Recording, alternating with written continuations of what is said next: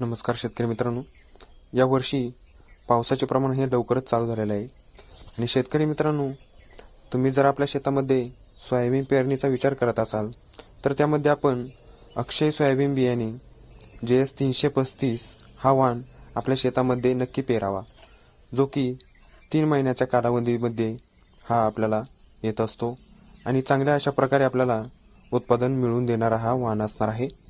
अगदी सोयाबीन पेरण्याचे विचार करीत असाल तर हाच वाण पेरावा. नमस्कार शेतकरी मित्रांनो, यावर्षी पावसाचे प्रमाण हे लवकरच चालू झालेलं आहे आणि शेतकरी मित्रांनो, तुम्ही जर आपल्या शेतामध्ये सोयाबीन पेरणीचा विचार करत असाल तर त्यामध्ये आपण अक्षय सोयाबीन बियाणे JS 335 हा वाण आपल्या शेतामध्ये नक्की पेरावा, जो की 3 महिन्याच्या कालावधीमध्ये हा आपल्याला येत असतो आणि चांगल्या अशा प्रकारे आपल्याला